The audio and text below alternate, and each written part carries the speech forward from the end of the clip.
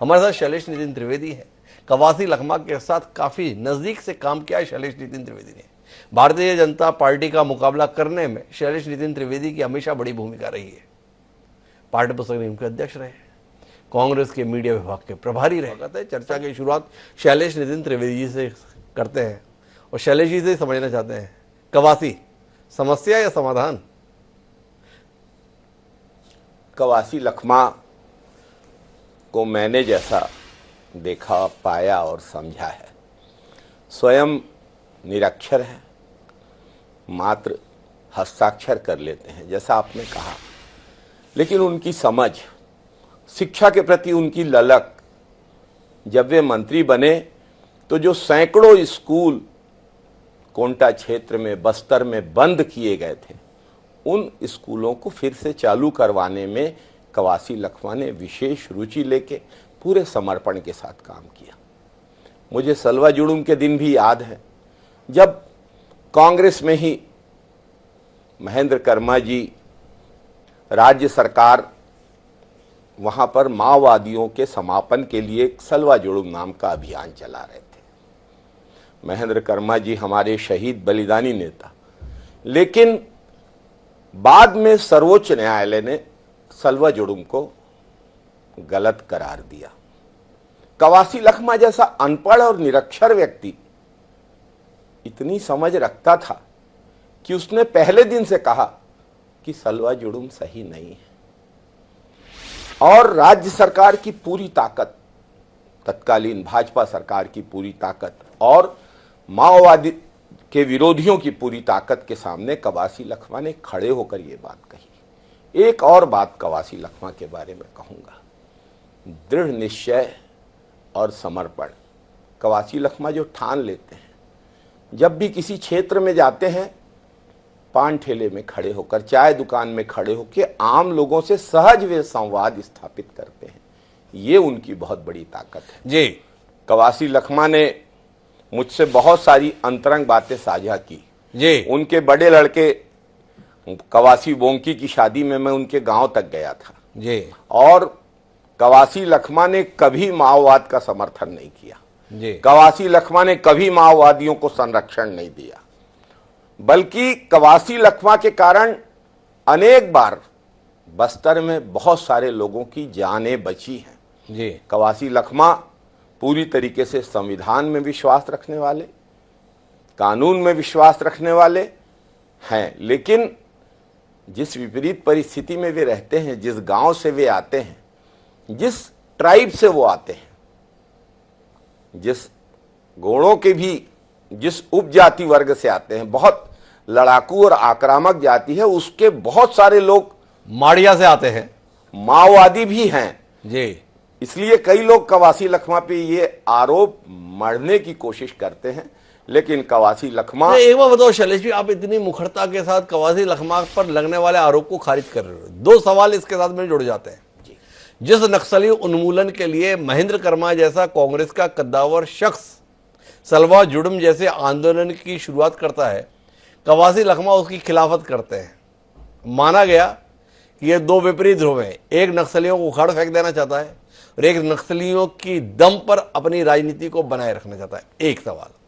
दूसरा, कवासी लखमा के संदर्भ में भाजपाई खुली जुबान से और कुछ कांग्रेसी बंद जबान से दरबाह नरसंहार के संदर्भ में उनकी भूमिका को संदेह भरी दृष्टि से देखते हैं। बोले सब निपट गए, दादी बच गए। आज तक दादी का बचना सवाल के घेरे में रहता है। वो महंत जी की कवासी लखमा से मुलाकात का वीडियो भूले तो ना हो गए शैलेश नितिन त्रिवेदी जी आप? मैं तो था उस समय। तो थोड़ा बताओ ना, अतीत के पन्ने जब पलट रहे हो तो थोड़ी याददाश्त ठीक करते हुए पलटो शैलेश जी, बहुत मदद रहेगी। बहुत अच्छा सवाल किया है आपने। सर्वोच्च न्यायालय भी क्या माओवादियों के साथ खड़ा था जिसने सलवा जुड़ूम को रोकने के लिए आदेश दिया? नहीं। इस मामले में तो कवासी लखमा की समझ ऐसी थी जिसे देश की सबसे बड़ी अदालत ने भी सही ठहराया। इसे माओवादियों के साथ खड़ा होना नहीं कहा जा सकता, इसे संविधान के साथ, देश के कानून के साथ खड़ा होना कहा जाए। जहां तक दरभा की बात है, कवासी लखमा जब उस घटनाक्रम के बाद निकले, उस समय कवासी लखमा ने मुझे फोन लगाया नंद कुमार पटेल जी के ड्राइवर के मोबाइल से, क्योंकि वो गाड़ी चला रहा था, लखमा उसके पीछे बैठे थे। मैंने लखमा से शब्दशः पूरी बात सुनी और समझी है। मैं इस बात को बड़े दावे के साथ कहता हूं कि हमला ठीक उसी जगह हुआ जिस जगह पुलिस सुरक्षा नहीं थी। इस मामले में कवासी लखमा से ज्यादा दोषी तत्कालीन भाजपा की सरकार। 2-3 बातें हैं। पहली बात, कवासी लखमा एक बार नहीं 2 बार लोकसभा हारे। जब नंद कुमार पटेल जी अध्यक्ष बने थे, उस समय कवासी लखमा के नाम की घोषणा हुई थी और चुनाव की घोषणा हुई थी। उपचुनाव था वो, उसमें भी लखमा जी हारे थे। जो व्यक्ति कोंटा विधानसभा क्षेत्र का मैनेजमेंट इतने अच्छे से कर लेता है, एक चुनाव के बाद, मतगणना के पहले और वोटिंग के बाद मेरी उनसे बात हो रही थी, इस ब्लॉक से महाराज इतने से जीतूंगा, इस ब्लॉक से इतने से, यहां से, और जब रिजल्ट आए तो बिल्कुल वही आंकड़े थे। तो विधानसभा का प्रबंधन वो बहुत अच्छे से करते थे, लेकिन लोकसभा चुनाव जीत पाने में वो असमर्थ रहे। जहां तक बात विमल भाई कह रहे थे, विधानसभा में सवाल बहुत अच्छे करते थे, वही सवाल तो भारी पड़ गए।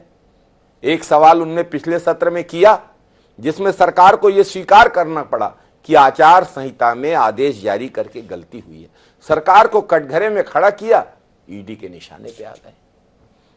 कवासी लखमा ईडी के मामले में पूरी तरीके से निर्दोष है। उस व्यक्ति पे होलोग्राम और इस तरह के आरोप लगाना ये बिल्कुल सही नहीं है। एक और बात आई सामने, हमारे नेताओं का नाम लेके कहा गया कि जेब में वो सबूत लेके घूमते थे। वो सबूत उन्होंने अपनी 5 साल के सरकार में उनका उपयोग क्यों नहीं किया? 5 साल में हमारी सरकार ने कम से कम 10 बार जांच शुरू करने की कोशिश की। जितेंद्र मुदलियार की रिपोर्ट में जांच शुरू हुई, अन्य रिपोर्टों में, लेकिन हर बार एनआईए ने न्यायालय में जाके जांच को रुकवाने का काम किया। जब भाजपा की सरकार थी तो जो ओएसडी नियुक्त थे एनआईए के साथ, वे जांच नहीं होने देते थे। मुझे याद है मोदी जी जब प्रधानमंत्री बनने के पहले धमतरी में आए थे सभा में, मोदी जी ने कहा था कि कांग्रेस अपने नेताओं के हत्यारों को नहीं पकड़ पाई, हमारी सरकार बनेगी तो हम उन हत्यारों को पकड़ के दिखाएंगे। मोदी जी की गारंटी इस मामले में नहीं चली। और चतुरता की बात पर आते हुए मैं इतना ही कहना चाहूंगा, कवासी लखमा हाजिर जवाब है जी। कवासी लखमा प्रत्यंदमति के धनी है जी। जिस तरीके से वो तुरंत जवाब देते हैं, अद्भुत है। लेकिन कवासी लखमा की हाजिर जवाबी को उनकी चतुरता या अति चातुरी की तरफ ले जाना, मैं इस बात से सहमत नहीं। माओवाद से लड़ाई सिर्फ गोली मारने से नहीं होती, कई बार निर्दोष भी मरते हैं। माओवाद से लड़ाई भूपेश बघेल की सरकार ने, कांग्रेस की सरकार ने लड़ी। माओवाद सिर्फ कानून व्यवस्था की समस्या नहीं है, सोशियो इकोनॉमिक प्रॉब्लम है, रोजगार के अवसरों की समस्या है, शिक्षा की व्यवस्था है, स्वास्थ्य की व्यवस्था है, और हमारी सरकार ने वो काम किया। आज आप चंद लोगों को गोलियां मारकर अगर ये सोचते हैं कि आपने ये लड़ाई जीत ली, तो ये आपका भ्रम है। कुल मिलाकर अगर हम बातचीत के निचोड़ पर पहुंचे कवासी लखमा की शख्सियत में, तो संघर्ष, सहजता, सरलता, ये कवासी लखमा के गुण रहे हैं, जिसने उन्हें एक जननेता के तौर पर स्थापित किया। एक सफल राजनेता की उनकी छवि रही।